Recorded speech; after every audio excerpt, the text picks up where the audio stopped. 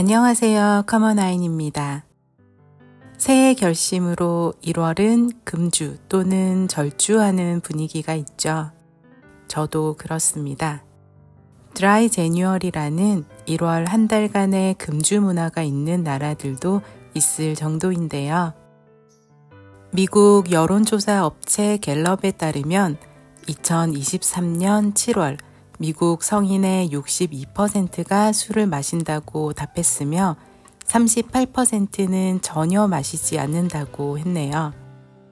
음주율은 1970년대 후반 71%로 최고점을 찍은 뒤 점차 하락하는 추세입니다. 특히 18에서 34세 젊은 세대는 예전과 달리 술을 덜 마시고 있습니다. 2001년에서 3년 조사에서 18에서 34세의 음주율은 72%에 달했으나 2011년에서 23년에는 62%로 줄었죠. 재미있는 점은 맥주 소비량은 줄고 와인이 늘었다고 해요. 미국 내 맥주 소비량은 1970년대부터 증가해 1981년 1인당 평균 139리터로 정점을 찍은 뒤 점차 감소해 2021년에는 1인당 100.3리터를 기록했습니다. 반면 와인은 1981년 1인당 12.1리터에서 2021년 14.4리터로 늘었는데 2021년 기준 미국인이 소비하는 알코올 중 17.4%가 와인이라고 합니다. 우리나라의 상황은 어떨까요? 팬데믹 이후 다시 폭음하는 분위기가 생긴 건지 고위험 음주가 2년째 증가하고 있습니다.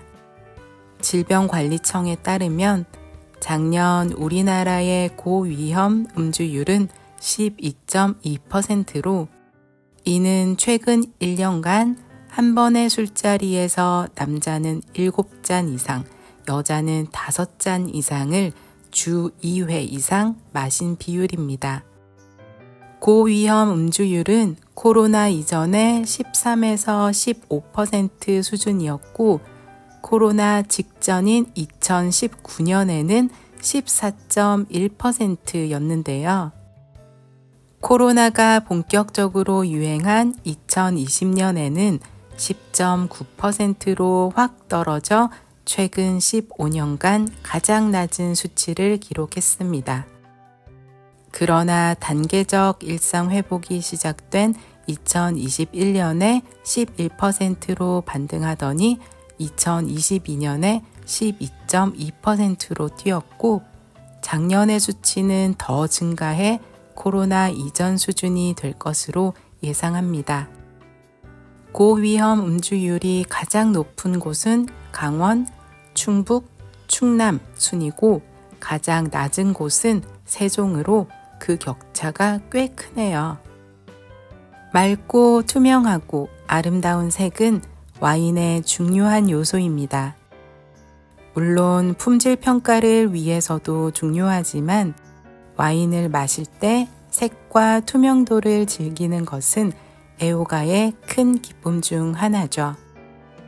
이는 와인의 정제 과정을 통해 가능해집니다.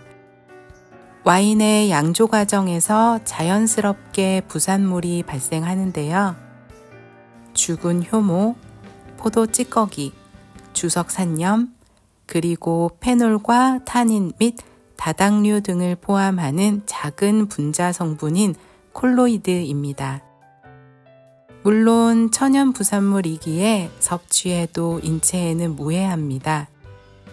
하지만 와인의 부유물이 뿌옇게 떠다니면 미관상 좋지 않을 뿐만 아니라 불필요한 풍미가 와인에 영향을 미칠 수 있기에 제거하는 것이 좋죠.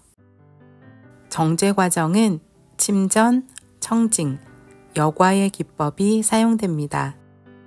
침전은 말 그대로 발효가 끝난 와인에서 입자가 큰 부산물이 바닥으로 가라앉도록 시간을 갖습니다. 중력에 의해 가라앉은 부산물을 남겨두고 윗부분의 와인을 다른 통으로 천천히 옮기는데요. 이 작업을 래킹이라고 하며 래킹을 여러 차례 반복하여 와인의 선명도를 높입니다.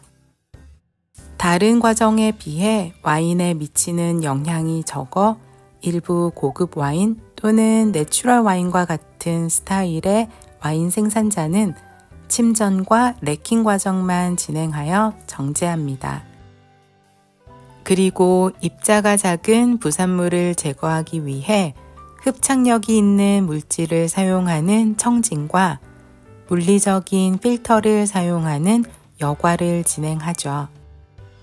청진은 흩어져 있는 미세한 쇳가루를 끌어들이는 자석처럼 청진제를 넣어 와인의 부유물을 흡착하여 덩어리를 만드는 작업입니다. 크기가 커져 바닥에 가라앉은 덩어리를 걸러내는 것이 마지막 여과 작업입니다. 여과 작업과 관련해서는 다음에 이야기해보죠. 가장 일반적으로 사용되며 전통적인 청진제로 달걀 흰자가 있습니다. 정확히 말하면 달걀 흰자에 함유된 알부민이 청진에 중요한 역할을 하는데요. 달걀 흰자는 단백질 함량이 높아 타닌을 부드럽게 만드는 효과도 있습니다. 그리고 청진제로 달걀 흰자만 사용하다 보니 노른자를 그냥 버리게 되죠. 보르도의 한 수녀원에서 이를 가져다 만들기 시작한 것이 까눌레입니다. 또한 동물의 가죽이나 뼈에서 추출되며 알부민과 유사한 구조를 가진 것으로 알려진 동물성 단백질 젤라틴도 청진제로 많이 사용되며 우유에서 추출되는 카제인과 생선 불에에서 추출되는 아이징글라스 모두 화이트 와인 청진에 사용됩니다. 위의 청진제 모두 동물성 재료죠. 이를 불편해하는 사람들을 위한 청진제도 있습니다. 가장 대표적으로 점토의 일종인 벤토나이트가 있으며 완두콩 단백질과 활성탄 등입니다. 이러한 비건 친화적인 청진제를 사용하거나 아예 청진을 거치지 않은 비건 와인의 시장은 나날이 커지고 있습니다. 참고로 비건 와인은 병 레이블에 비건 인증 마크로 확인할 수 있는데요. 대표적인 비건 인증 제도가 여럿 있으나 국가마다 표기를 위한 법적 규정이 다르고 아직 글로벌한 체계가 확실하게 정립되지 않았습니다. 또한 인증을 받기 위한 비용과 시간이 많이 필요하기에 생산자들은 자격을 갖췄음에도 인증을 받지 않는 경우가 많습니다. 일부 생산자는 앞서 설명한 비건 이슈와 함께 청진제 사용을 거부하는 이유가 또 있습니다. 청진제는 공정 이후 바로 제거되며 미량 사용됩니다. 그럼에도 와인에 직접적으로 투입되기에 와인의 풍미와 질감에 안 좋은 영향을 끼칠 수 있기 때문인데요. 내추럴 와인에서 다소 탁한 색과 부유물이 떠다니는 이유입니다.